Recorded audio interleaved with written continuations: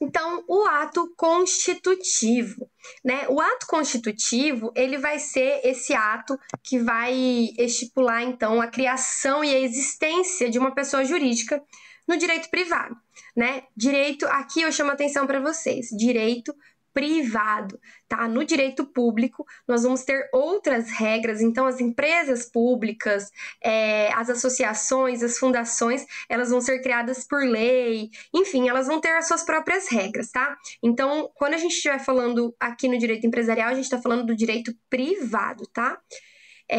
Então, esse ato constitutivo ele é uma base escritural, né, que vai se iniciar com uma convenção que vai estabelecer a base dessa existência. O ato constitutivo. Ato constitutivo, ele é gênero, né? Então, o ato constitutivo, ele pode ser tanto o estatuto social, tanto o registro, né, do empresário individual, tanto o contrato social, enfim. O ato constitutivo é gênero e ele vai ter diversas hipóteses.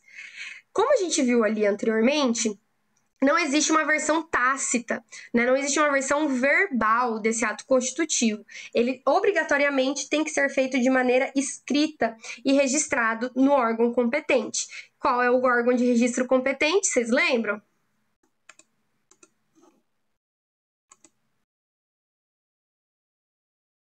Vocês lembram?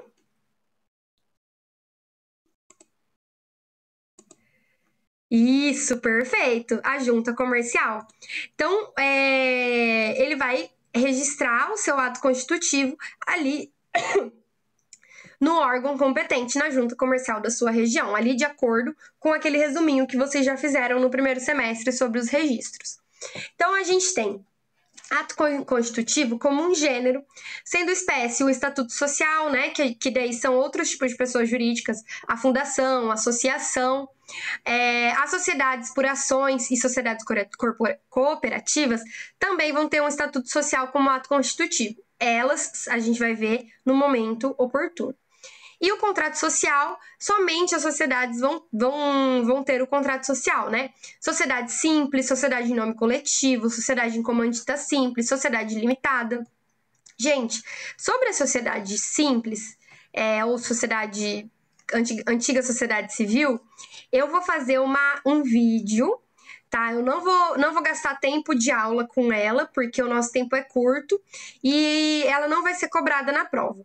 Mas eu vou fazer um vídeo para vocês explicando o que é uma sociedade simples, diferenciando ela da sociedade empresarial, colocando as características, etc., para que vocês tenham esse material aí para vocês estudarem, tá? Mas como ele não tá no nosso ementa e tem muita matéria para ver ainda, eu até ia explicar uma aula que era uma sociedade simples, só que eu prefiro dar um material complementar para vocês, tá? Apenas aí a título de conhecimento, de conteúdo. Ok, então esse ato constitutivo, ele vai definir a infraestrutura jurídica da pessoa. Então ele vai ter regras das relações dos sócios, o que pode ser praticado, o que não pode ser praticado, o exercício da administração, enfim, a gente já vai ver os elementos ali básicos de um contrato social para que vocês compreendam melhor. Mas todas as regras daquela sociedade, daquela relação entre os sócios, vão estar descritas dentro do ato constitutivo.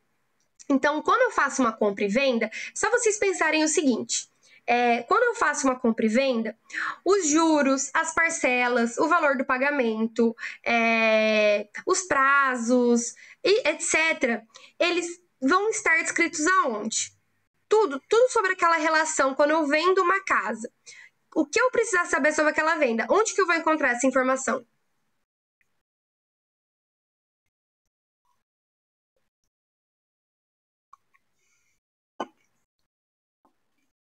Ninguém sabe, gente? Eu vou encontrar essa informação no contrato, né? O contrato ele vai ter lá todas as características daquela venda. Então, quando eu falo de uma empresa, todas as características daquela empresa vão estar no ato constitutivo, né? Então, quantos sócios, qual que é a cota de cada sócio, qual que é a obrigação de cada sócio, como vai ser votado, como pode ser extinta, como vai ser modificada, quantos votos precisa para modificação, qual o tipo de responsabilidade, etc. Tudo isso vai estar disposto no ato constitutivo da empresa. Então, no plano interno, a sociedade ela é um conjunto de regras jurídicas e relações entre pessoas, né? Oi? Alguém fez alguma pergunta?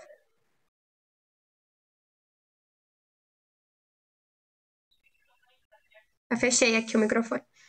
Então, no plano interno, quando a gente analisa uma empresa internamente, ela é um conjunto de relações jurídicas, regras ali estabelecidas por pessoas. Então a gente faz a analogia do dragão chinês. Alguém aqui já viu algum filme? Ou não sei se aqui em Curitiba tem alguma apresentação cultural sobre com a dança do dragão chinês? Vocês já viram isso?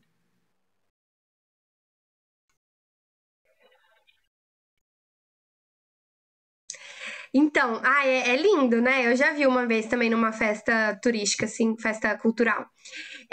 Então, o dragão chinês, essa dança, tem uns que não são tão assim e outros mais. Mas normalmente é um dragão que por dentro dele são várias pessoas fazendo ali os movimentos. Então, quem vê de fora enxerga o dragão, enxerga aquela estrutura única, né? Igual quando você olha para uma sociedade, você vê aquela estrutura única. Quando você olha para a FATEC, você vê aquela estrutura única, né? Você vê a FATEC. Quando você fala da FATEC, você fala da faculdade. Quando você vai na padaria, você vê aquela estrutura única, aquela padaria. Eu comprei pão na padaria tal, né? Você faz essa referência única. Então, assim como o dragão, quando você olha, é um dragão. Mas por dentro, né? Quando você olha por dentro, na verdade, quem está operando são várias pessoas. Então, quando você olha para a FATEC, você vê uma estrutura única. Mas a realidade é que os sócios têm o administrador, tem o diretor, tem os coordenadores, enfim, é toda uma estrutura, né, que vai fazer então o funcionamento daquela empresa.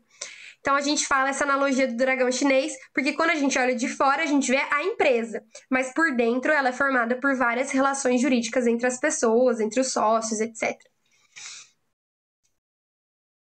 Então, também é possível que as sociedades de empresária institua filiais.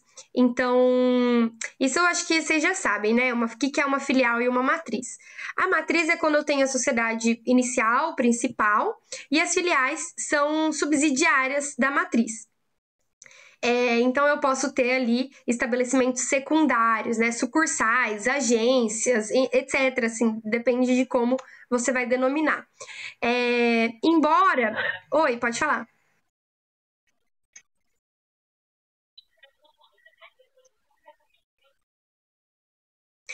Tem.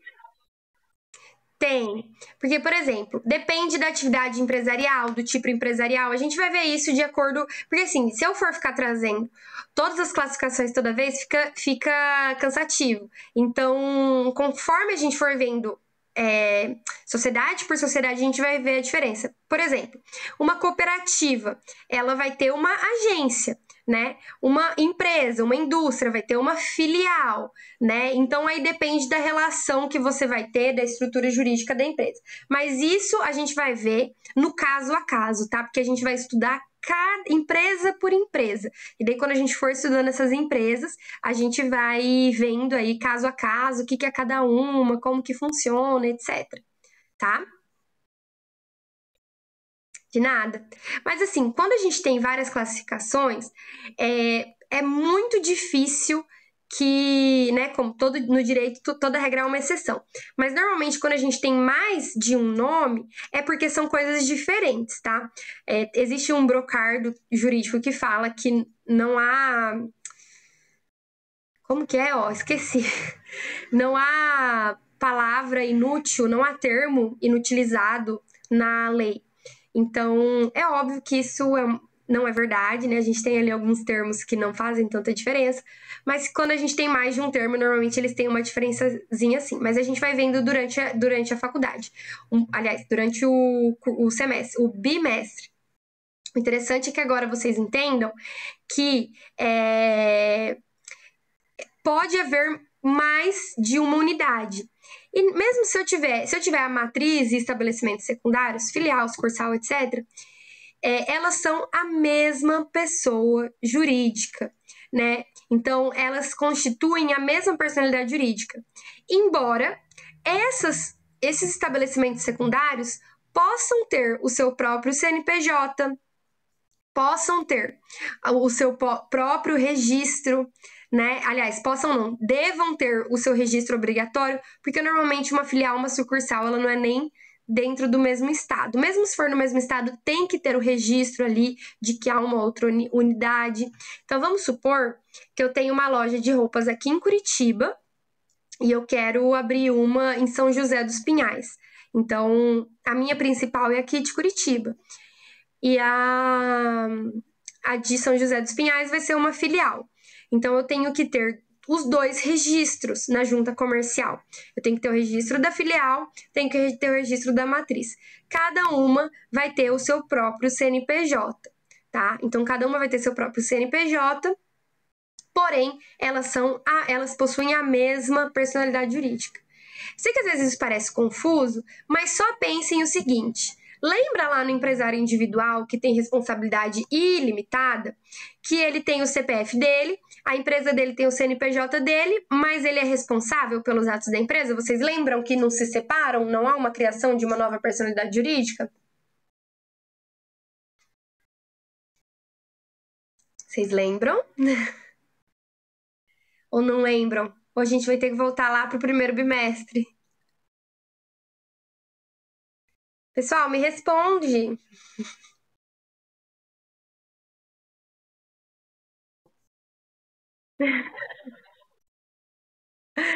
Tá.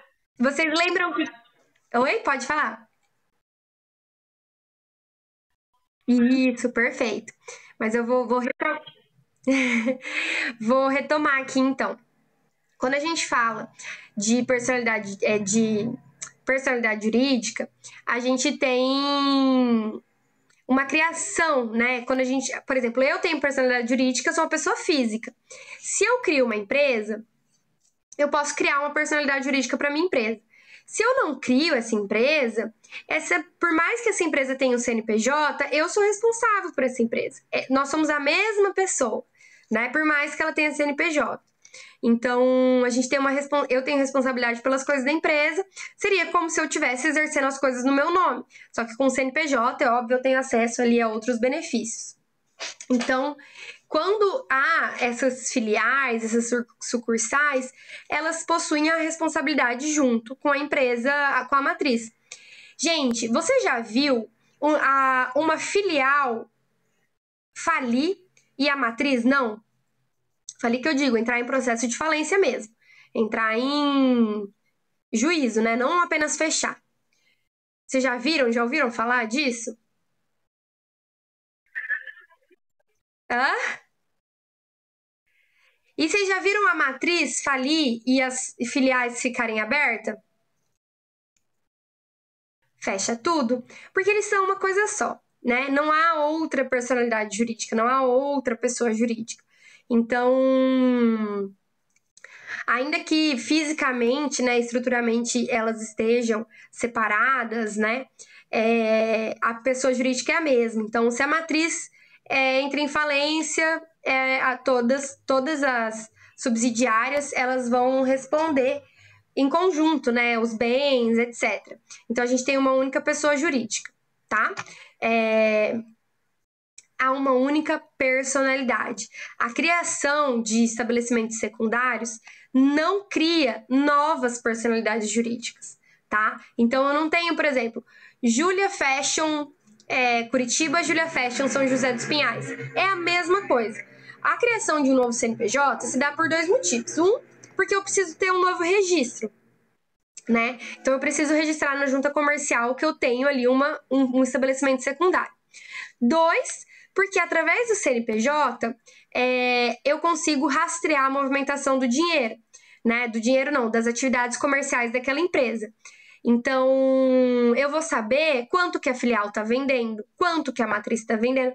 Imagina que confusão se eu tenho 10 filiais no Brasil e todas com o mesmo CNPJ. Todas as notas fiscais são emitidas em nome da mesma empresa. Como que eu vou separar qual filial minha tá tendo ali um lucro maior, qual tá tendo um lucro menor? Né? Então não dá. Então não tem como. É obrigatório o registro e esse registro gera um novo CNPJ, tá bom? Então, mas mesmo com um novo CNPJ, são personalidades distintas. A personalidade são pessoas jurídicas, não há outra personalidade jurídica. É a mesma pessoa jurídica, é a mesma pessoa física. CNPJs distintos, mesma pessoa física, tá? Gente, eu mandei para vocês. Só vou terminar essa parte aqui. A gente vai fazer um intervalo. Que daí a gente vai entrar aqui na parte difícil da aula, que vai ser o contrato social. Vou explicar para vocês o que é e daí já vou explicar o trabalhinho. Mas eu enviei para vocês. Bom, vou parar de gravar agora que eu vou falar de trabalho.